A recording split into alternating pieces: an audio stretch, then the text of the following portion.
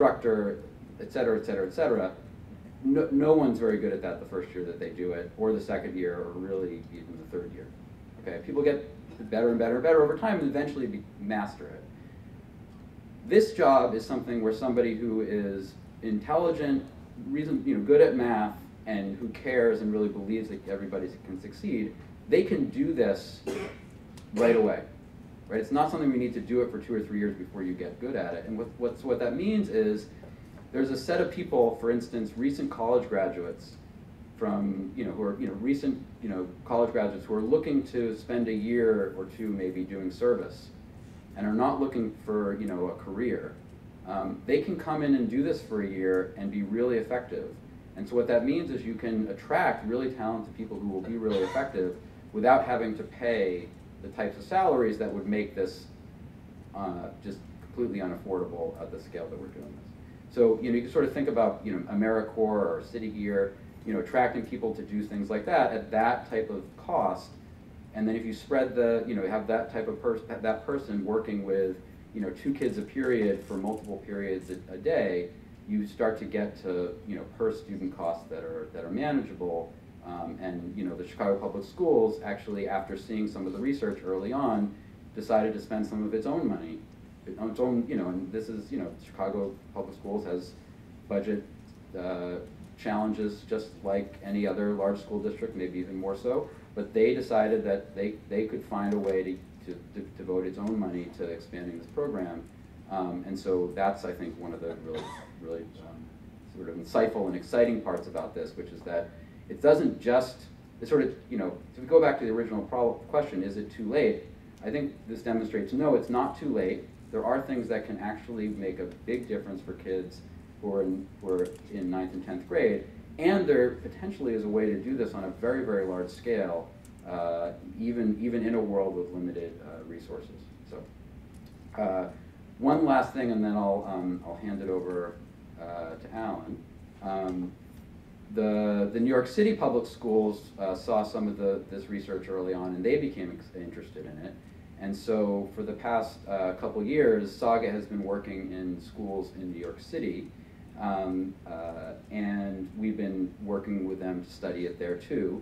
For various reasons, we've not been able to do a randomized controlled trial, so the level of evidence so far is not quite at the level that we have for Chicago, but we have been able to do some preliminary looking at the data, and to the extent that we can measure it, we're finding very encouraging results there too. So it's something that's working in Chicago. It seems to also be working in similar ways in New York, and so I think this is something that could potentially be effective, maybe on an even larger scale. So with that, I'll hand it over to Alan. Thank you.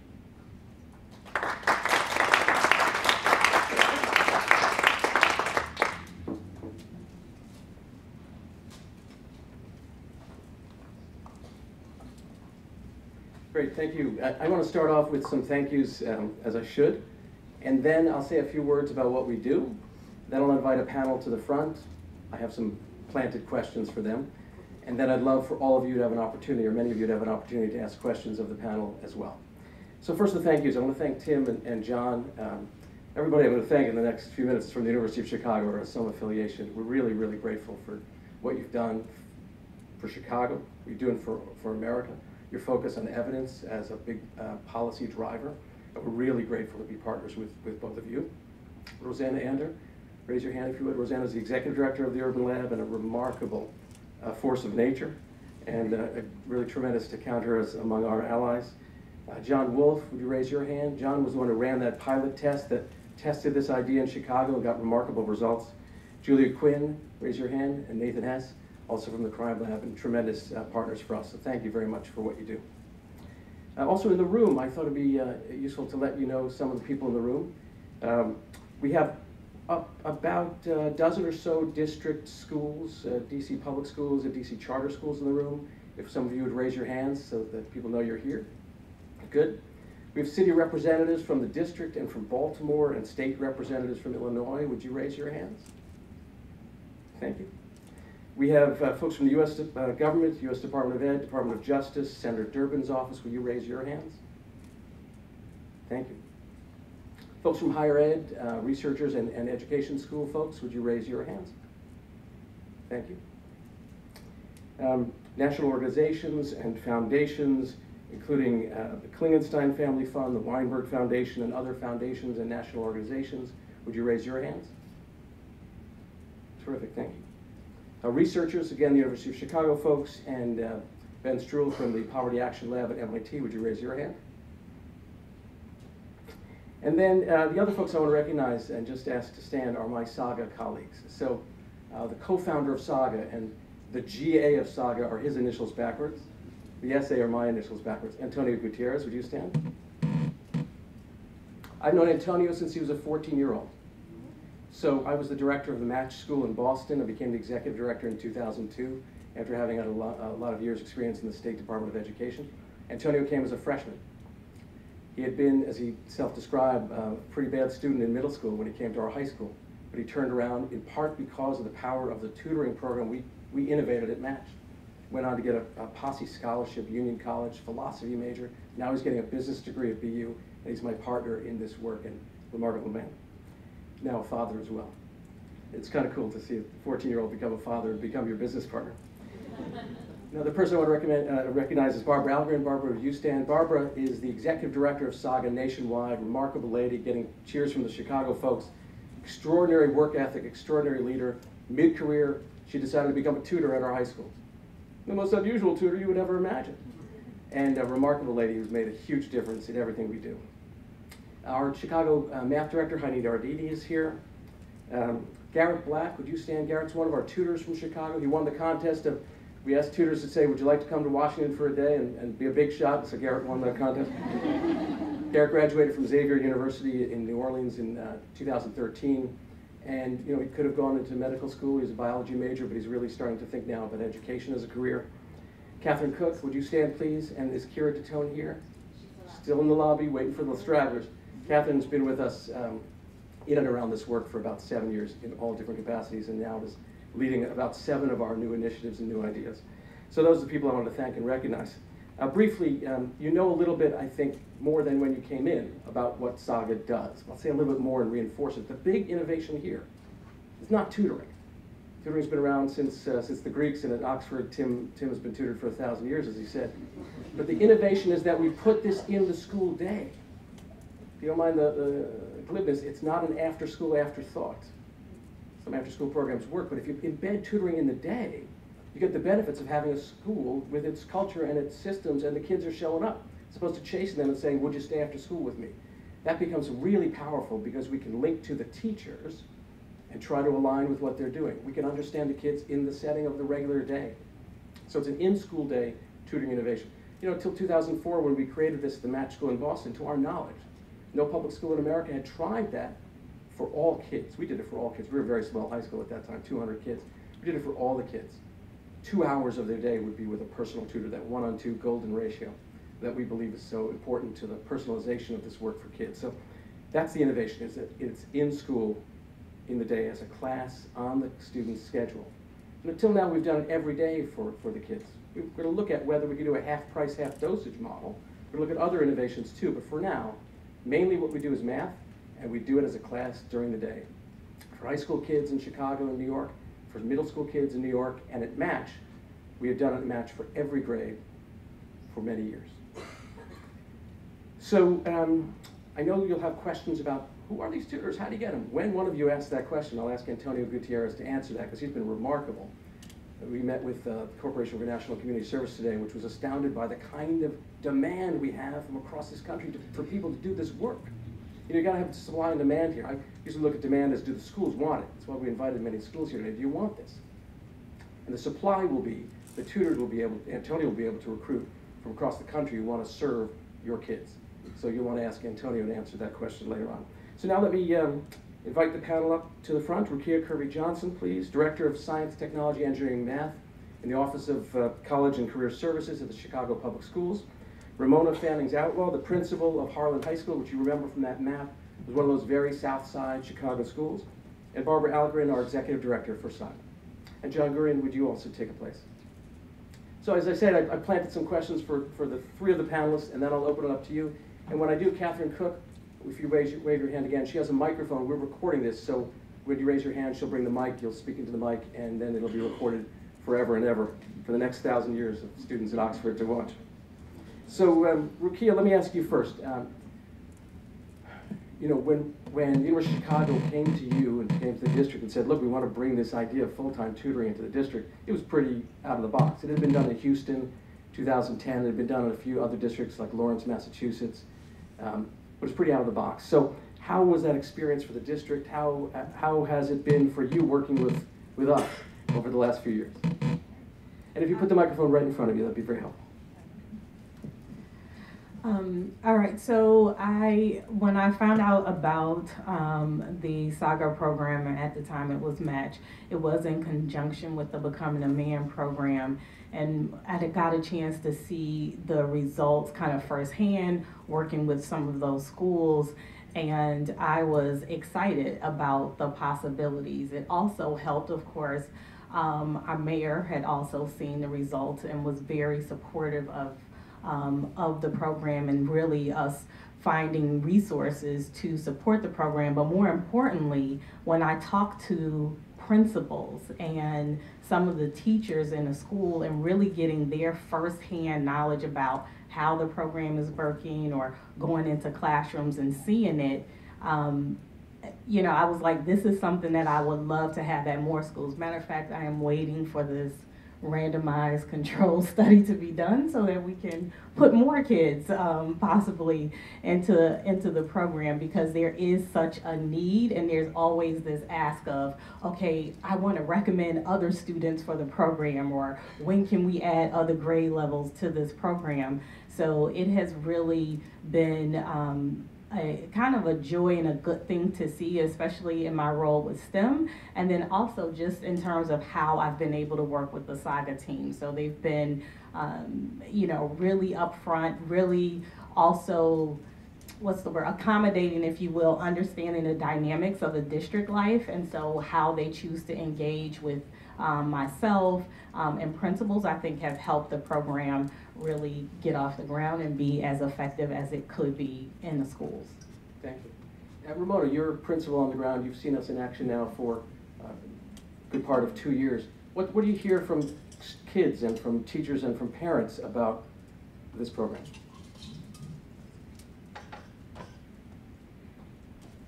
So for me, the experience has been transformative as well. The first introduction to SAGA for me was from a student, we'll just call him Alex, but the student came to me beginning of the year, first thing, Ms. Fannings, I am not going to do well. You have to get me out of this class. Everybody thinks that something, I just can't do it. I said, just let's be patient, you're gonna stay in the class. And I kid you not, 3 weeks later, I hope you didn't do that program change yet, because I found a friend in my tutor. I said, well, what do you mean that you found a friend? Well, not only does she teach me math, she teaches me things about life. And so for a 14-year-old to say that to me blew me away. I said, well, what do you mean teaches you things about life? Well, I said, you know, let's talk about this. And so he was very specific though. He said, Ms. Fannings, I always thought that I could not do things that my other friends could do, and I thought that people would see me in a classroom that was small in size. And in a high school situation, sometimes when you go to the smaller classroom, your classmates will think things about you and taunt you. And so he said, but after being in the classroom, she's my friend because she takes the time to listen to what I don't know, and then to teach me how to access what I don't know. At the end of the school year, this was a student who really, for all intents and purposes, gave a lot of teachers some of those problems that Mr. Gurian was talking about. They just wanted to talk louder to this young man. And so at the end of the school year, I'm sure that he had progressed so remarkably that not only was his friend servicing him with a passion and a purpose, but he was now trying to recruit others to come to his class and saying, can I have that next year? Can you please put that on my schedule next year? And not only that, because everybody saw how well he was doing, he was no longer being taunted. He was their friend showing them how to do math in a way that was remarkable. The program really is remarkable, transformative, not only for me and for students, but for my teachers who also think at first glance, this is something, you know, here to edge me out or take my place. And that has been really, really amazing to see when they come into the classroom and say, this really is a resource, so much to the point that a teacher came up with the idea last year, programmatically, Ms. Fannings, why don't you place that class really before or after our math class, because now we can be prescriptive about the approach that we take, and we can now plan with the tutors and really identify some of the gaps that are very specific to certain students. So that's just one story. That underscores, I think, the idea that this is a really important way to have kids feel connected to school. All the research about connectedness, you know, every teacher is desperate, I think, to connect with his or her student load of 100, 120, 150 kids, but it's not possible. Here's a chance for kids to get an authentic connection with someone who knows them, you know, calls their mom every 2 weeks to report on how the kid is doing, and they do. Remembers the birthday and gets very personal with the kids. The other thing about what I picked up from Rukia and Ramona is that it's a teacher-friendly intervention. You're right. We found this in other districts too. Initially, teachers are skeptical. What are these people doing? Then it takes about 2 weeks, and then they're prescribing. They're handing a note to the student. Please have your tutor work with you on this the next day. They're becoming very excited that the kids are coming back to class. I remember at Harper High, John talked about, the teacher said, slow down the kids. They're the only ones raising their hand. They're raising their hand on every question. So that's the kind of reaction we want to see. The other thing I want to say at this point is, really, and I want to welcome Kumar Garg from the White House Office of Science, Technology, Engineering, and Math.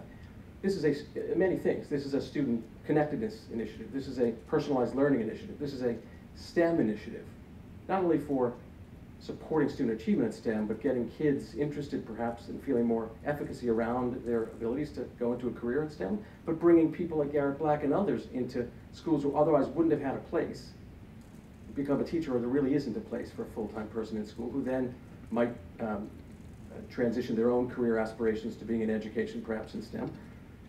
This is also a school redesign initiative, because if you can have a school change to become not just a school where there are teachers and classes, but there are teachers and tutors and kids, it's a potential school redesign idea as well. So Barbara Algren, in the first year of this large-scale study that was discussed, commuted from Cambridge, Massachusetts, where her husband and young son lived, to work in Chicago.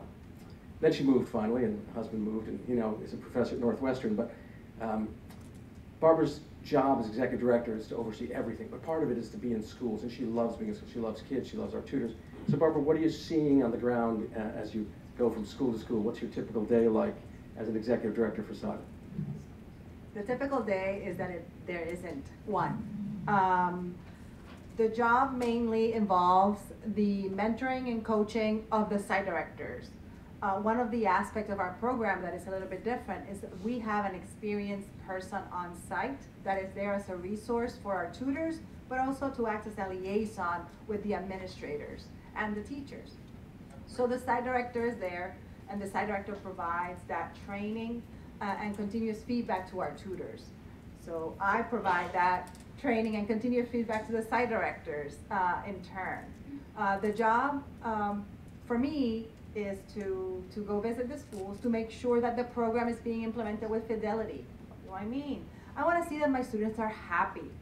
And maybe that's not what people expect when you're talking about a math program, but like John was saying, he figured out that learning was fun, and then he wanted to do it forever. So that's what I want to see. That is the first thing that I want to see when I walk into a SAGA classroom. I want to see active learning. SAGA classrooms, by definition and by design, are a little chaotic. There's a lot of people talking. There are around 10 adults, and then the students. And we don't use technology, so it's a lot of pencil and paper and marker and whiteboard. So I want to see that too. And then after I see those two things, I want to see that the students are the ones that are doing the talking. So that is really loud, right? Because there's 15, 16-year-olds talk about math. And then after all that, on every monthly basis, we check data very frequently to make sure that what we're seeing is actually translating into student success. So that's the other part of the job that I do. Is not as fun as seeing students engage in math learning, but definitely following up with the data and making sure that the students are able to translate that into their academic careers. Thank you. I want to say a word about the funding source for this, and to thank somebody who's in the room. In, I think it was 2013, the district of Chicago said, we'd like to use Title I funds to pay for this. It seemed legitimate to us. And they needed to get clear provision for that and approval from the U.S. Department of Ed. So the Deputy Secretary of Education, Jim Shelton, was on the end of the line. I think when Rosanna Ander called him, Jim's here today, and gave that approval. And that makes a huge difference, I think, in the potential for districts to use the Title I funds for this legitimate source. I also believe that the Title IV fund may also be a legitimate source of funding for part of the costs for this in the future. So, okay, as I said, we're going to take questions now. Ms. Tatone, if you grab a microphone from here, Ms. Cook is over there, each of you on one side of the room. Just raise your hands. They'll come to you and they'll ask your question. Could be of John or any of the panelists or of me, or of our math director, our tutor, Antonia. Who'd like the first question? Yes, right in the back here. Good afternoon, thank you. I'm Gene Pinkard from DC Public Schools. So this is a question for Dr. Gurian and Ms. Kirby-Johnson. If I understood you correctly, you projected the cost benefit in terms of the future earnings of the students. But I'm wondering from a more immediate perspective, do you see benefits in terms of perhaps later or more expensive interventions or costs in remediating students that you've been able to mitigate with this investment?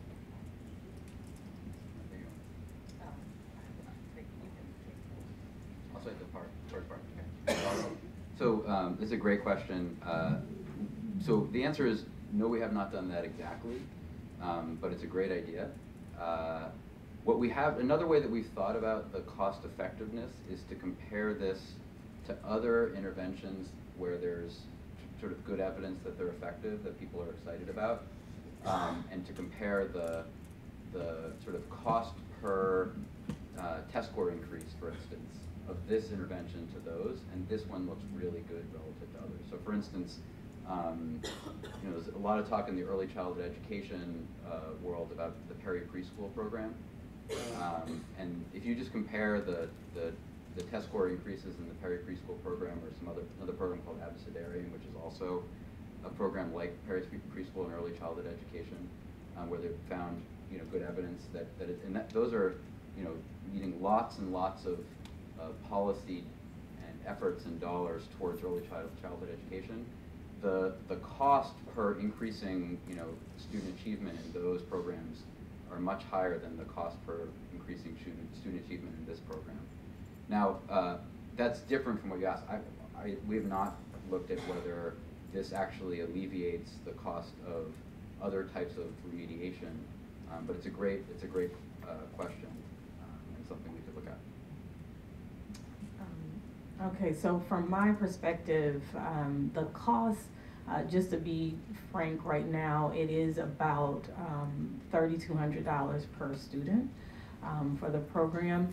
And a number of ways that we look at this is that the kind of the increase in GPA, the increase in sense of efficacy for students, and also just thinking like what that transformation can mean in a whole school. Like if you think about the effect, and yes, it's qualitative, if you will, but the effect of the kind of the overall increased on-track rate for a school, that has big dividends, if you will, big yields for the program. And because ultimately we do tend to pay more, and I don't have an exact number, but where we are remediating or paying for other after-school time to get students on track so that they're able to graduate. So we haven't worked out exact numbers, but we do know that there there are future costs that would be associated with the, with meeting those student needs, if you will. And we haven't seen anything that's as effective. I mean, that's the thing. When you factor in some of the, subscription licenses for programs and the hardware upkeep and having a teacher and the tech coordinator, I mean, there are a lot of other factors that go into some of the other programming that is typically brought on to bring students up to speed, and this we've seen it has been just kind of effective all the way around. One other sort of follow-up point, which is that, these the discussion earlier about the other teachers in this building sort of points out that in addition to the positive effects that I showed for the kids who are in the program, if this is also sort of improving the effectiveness of for the teachers in the regular math classrooms and in the other classrooms, whether it's because it's changing the behavior of the kid or because they're convincing their friends to engage with math in different ways, that is a way that it makes the other dollars that you're spending more effective, right? In addition to this money, and that also should be taken into consideration. We had my own 2 cents to the conversation about money. So we're sensitive to the price point. When it started in the pilot in Chicago under John Wolf a few years ago, it was about $3,800 per pupil. So now, as Rukia said, it's coming down to the low 3s. We are really sincerely